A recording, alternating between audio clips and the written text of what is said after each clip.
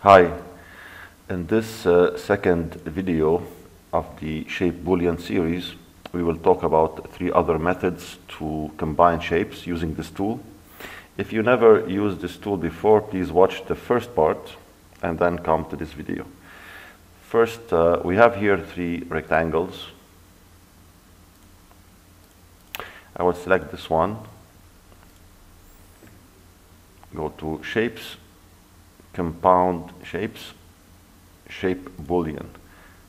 Now, like we saw in the first video, this selected rectangle will be added to the list as the base. Now, click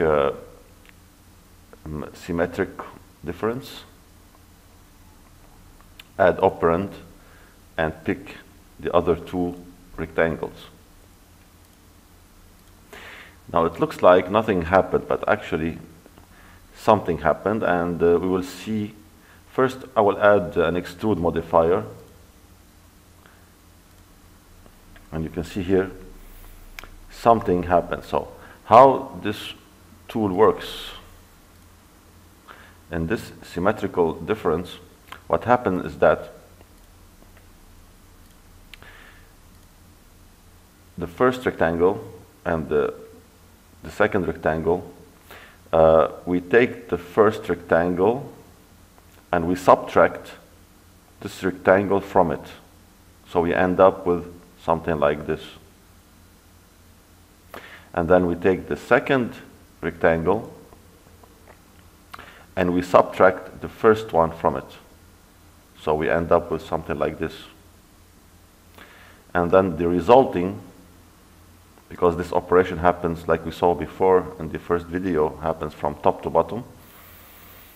Then the third one also, the resulting operation from the other 2, we subtract the third rectangle from it.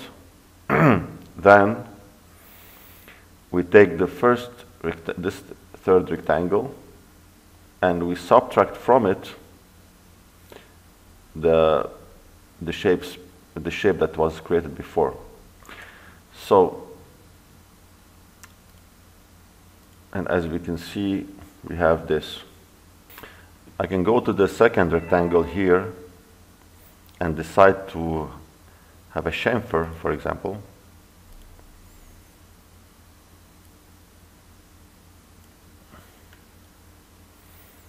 I can select the second rectangle here and create maybe some fillets.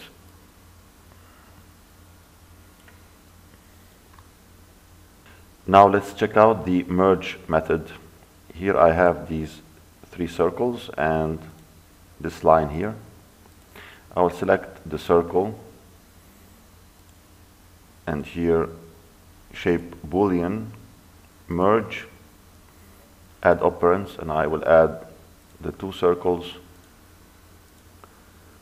and the line. Now to see what happened, add an edit spline modifier, and if you go to vertices, you can see that there are new vertices created at the zone of intersections. Now the way this tool works, it will use every shape as a cutting shape for the shape that it is intersecting with. So here, if I go to spline sub-object level, you can see that now we have independent splines here.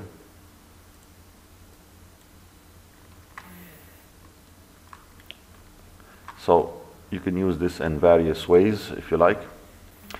Now for the last method we're gonna see today, the attach. Here I have those 5 rectangles.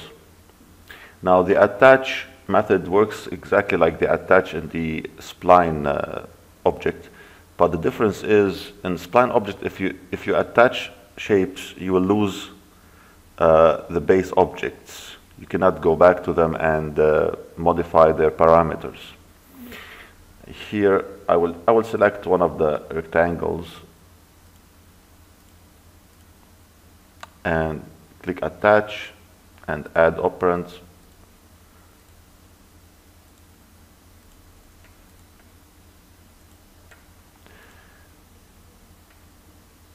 I will add an extrude. Now let's say these are like, for example, if you have columns for a building or something, and if you decide to change the parameters of one of the rectangles, you can click on it, go to the shape, and change its width.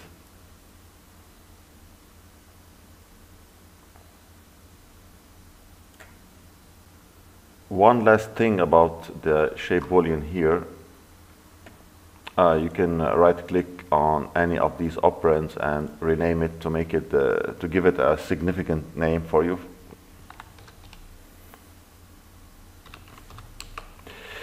And basically that's it for this video. Hope you like it, and if you do, please press the like button and subscribe to the channel, and see you in the next video. Thank you.